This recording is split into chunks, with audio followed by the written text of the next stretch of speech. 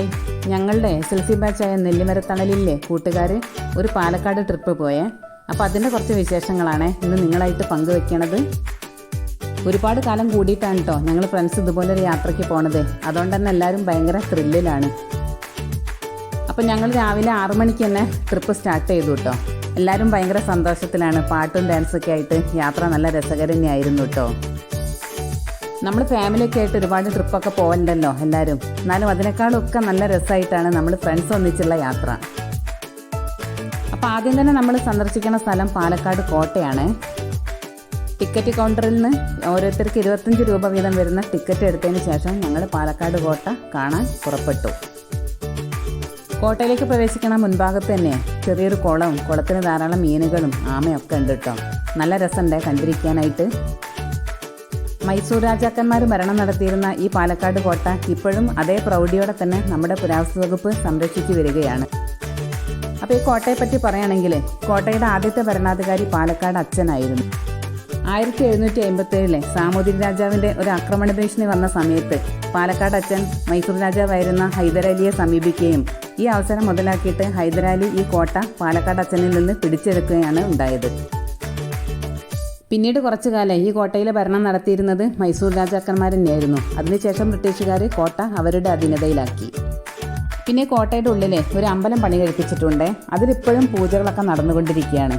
ഹിന്ദുക്കളായ പടയാളികൾക്ക് പൂജ ചെയ്യാനും പ്രാർത്ഥിക്കാനും ഒക്കെ വേണ്ടിയിട്ടായിരുന്നു ഈ കോട്ടയ്ക്കുള്ളിൽ ഇങ്ങനെ ഒരു അമ്പലം പണി കഴിപ്പിച്ചത്. കോട്ടയുടെ മുകൾ ഭാഗത്തെ കാഴ്ചകളാണ് ഇതൊക്കെ. അതിനുശേഷം നമ്മൾ പിന്നെ പോയത് മലമ്പുഴ ഡാം കാണാനാണ്.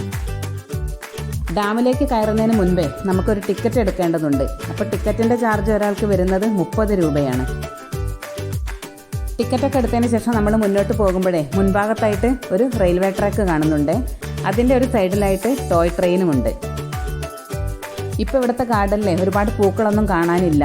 ചിലപ്പം മഴക്കാലമായതുകൊണ്ടായിരിക്കും. ഇതൊക്കെ ഡാമിന് മുൻഭാഗത്തുള്ള ഗാർഡനിലെ കാഴ്ചകളാണ്. മഴക്കാലമായതുകൊണ്ടായിരിക്കും ഡാമിൻ്റെ ഷട്ടറുകളൊക്കെ ഇപ്പം തുറന്നിട്ടിരിക്കുകയാണ്. 2 മാസം മുൻപ് ഞങ്ങൾ പോയിരുന്നു കേട്ടോ. പക്ഷെ ആ സമയത്തൊന്നും ഷട്ടർ ഇതുപോലെ തുറന്നിട്ടിട്ടില്ലായിരുന്നു. ഞങ്ങളെ SLC ബാച്ചിൻ്റെ ഗ്രൂപ്പിൻ്റെ പേര് നെല്ലിമരത്തണലിൽ എന്നാണ്. 5 വർഷത്തോളമായിട്ടോ ഞങ്ങളുടെ ഗ്രൂപ്പ് ഉണ്ടാക്കിയിട്ട്. അപ്പോൾ ആദ്യമായിട്ട് നടത്തുന്ന ട്രിപ്പാണ് ഈ പാലക്കാട് ട്രിപ്പ്. ഇതിനു മുൻപ് ഞങ്ങൾ ഒന്നിച്ച് ഗെറ്റ് ടുഗദർ അതുപോലുള്ള പരിപാടികളൊക്കെ നടത്തിയിരുന്നു കേട്ടോ.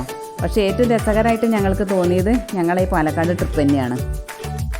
താഴത്തുള്ള കാഴ്ചകളൊക്കെ കണ്ടതിന് ശേഷം ഞാനും ഫ്രണ്ട്സും കൂടെ റോപ്പ് വേയിൽ കയറി. ചെറിയ ചാറ്റൽ മഴ ഉണ്ടായിരുന്നു കേട്ടോ അന്നേരം. റോപ്പ് വേയിൻ്റെ ഇടത് ഭാഗത്തായിട്ട് നിങ്ങൾ കാണുന്നത് മലമ്പുഴ യക്ഷിയുടെ ശില്പമാണ്. ഈ റോപ്പ് വേയിലെ യാത്ര അടിപൊളിയായിരുന്നേ.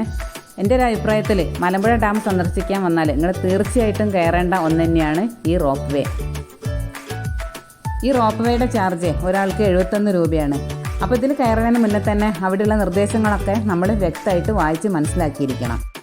രാവിലെ 9 മണി മുതൽ 1 മണി വരെയും ഉച്ചയ്ക്ക് 2 മുതൽ 6 മണി വരെയാണ് റോപ്പ് വേയിൽ കയറാനുള്ള ടിക്കറ്റ് കിട്ടുക. റോപ്പ് വേയിൽ കയറുമ്പോഴാണ് നമുക്ക് ഡാമിൻ്റെ മുഴുവൻ ഭംഗിയും ആസ്വദിക്കാൻ പറ്റണത്. നിങ്ങൾക്ക് ഈ വീഡിയോ ഇഷ്ടപ്പെട്ടാൽ ലൈക്ക് ചെയ്യാനും ഷെയർ ചെയ്യാനും സബ്സ്ക്രൈബ് ചെയ്യാനും ഒന്നും മറക്കരുതേ. നിങ്ങളെ ഫ്രണ്ട്സിനും റിലേറ്റീവ്സിനും ഒക്കെ ഈ വീഡിയോ ഷെയർ ചെയ്ത് കൊടുക്കൂ കേട്ടോ. ഡാമിൻ്റെ പരിസരത്തായിട്ട് 2 തൂക്കുപാലുണ്ട്.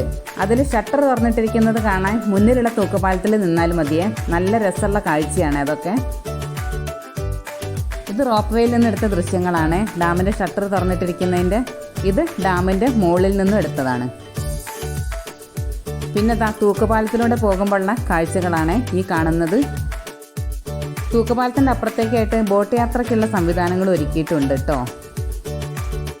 ഞങ്ങളെ ഈ മഴക്കാല യാത്രയുടെ പേര് മഴത്തുള്ളിക്കിലുക്കം എന്നാണ്.